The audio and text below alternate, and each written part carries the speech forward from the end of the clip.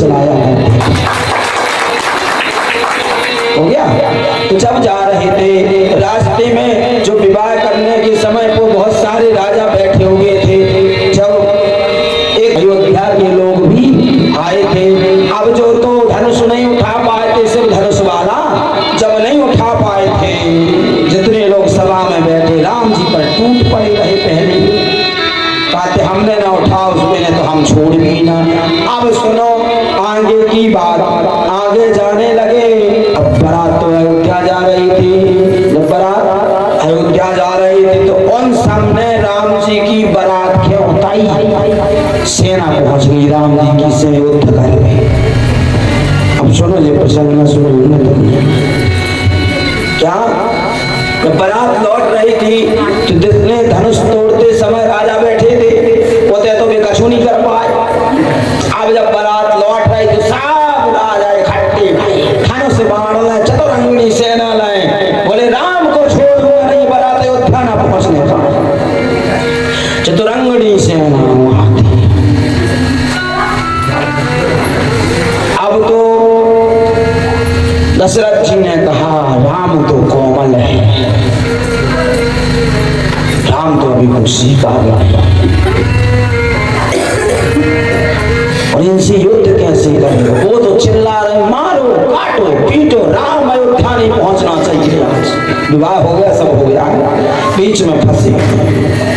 तो राम जी बोले पिताजी आप सिट डाउन हो जाओ, आप पे अठोए, इनसे तो हम ही निपट लेंगे। कम से कम चतुरंगिणी सेना खड़ी हुई और वहां पर 21,000 राजा बैठे हुए, राजा खड़े थे राम से युद्ध करने के लिए। अब राम जी ने अपना धनुष बाण उठाया। राम जी के तर्कस से तो कोई बाण खाली नहीं होते हैं, जाए तो पुनः वापस आए। राम जी ने तो पहले 11,000 राजाओं को एक साथ निपटाया।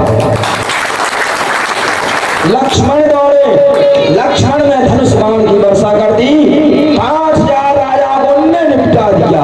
भरत शत्रुघ्न पहुंचे, सेनाओं को समाप्त किया, लेकिन वहां से आक्रमण पर आक्रमण हो रहे थे। भरत जी छल्ली हो गए, लक्ष्मण जी को भी बाण लगा, वो भी नीचे गिर गए, शत्रुघ्न भी नीचे गिर गए। राम को बाण लगा, राम जी भी थोड़ी मूर्छित हो गए। एक्टिंग यानी नाटक। और संभाल ले में अपने और संभाल ले। तो राम जी तुरंत उठे और राम जी ने सब ये कई बार आधत्ते मोहिनास्त्रंतो, कौन सा अस्त्र छोड़ा, मोहिनी अस्त्र छोड़ा और राम जी ने सबको आपस में लड़ा करके सबको समाप्त कर दिया। सब तो मोहित हो गए थे एक दूसरे में। श्री दशरथ जी ने कहा जाओ पास में अगर कोई आश्रम हो तो वहां से जड़ी बूटी ले लिया। लक्ष्मण जी तुरंत गए, घोड़ा पर पहुंच करके वहां पर एक ऋषि का आश्रम था जिनका नाम था मुग्दल ऋषि। क्या नाम था? मुग्दल ऋषि। पास ये वनस्पतियां तोड़ने लगे तो विद्यार्थी ने रोका टोका, लगे लक्ष्मण जी माने नहीं, वापिस आए, जड़ी बूटियां दी, सब मूर्छा अवस्था से दूर हो गए। तब गुरु जी मुग्दल ऋषि जी आए, उन्होंने कहा क्या हुआ? बोले राजा के पुत्र आए थे और वो तो वनस्पतियां ले गए, हमने मना किया, नहीं माने, जाओ उनसे कहना। तो मुग्दल ऋषि याद कर रहे हैं, उन्होंने कहा वो आया राम जी भरत लक्ष्मण शत्रुघ्न को लेकर के, सारी बारात लेकर के अयोध्या ही पहुंचे। अभी मुग्दल ऋषि के आश्रम पर बारात पहुंच गई।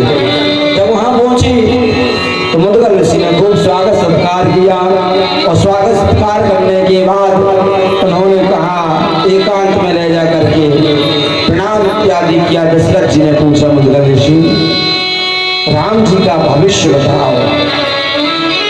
मुद्गल ऋषि ने पूरा वृत्तांत बता दिया। राम जी स्वयं सच्चिदानंद विग्रहम, सच्चिदानंद मध्य विग्रहम, सच्चिदानंद स्वरूपम। ये स्वयं सच्चिदानंद स्वरूप है, परम तत्व परमात्मा है, माया से परे है, अवतीत है, सच्चिदानंद विग्रह है, सबका अधिपति है, पूरे विश्व ब्रह्मांड को उत्पन्न करने वाला है।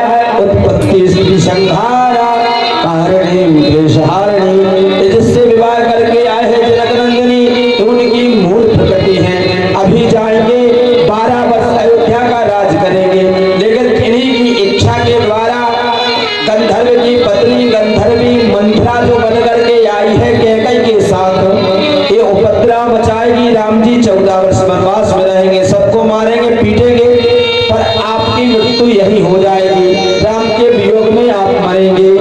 बहुत सारी घटना उन्होंने बताया। आगे जाकर के और घटना बताते बताते प्रणाम किया। प्रणाम करने के बाद बारात अयोध्या पहुंची। आनंद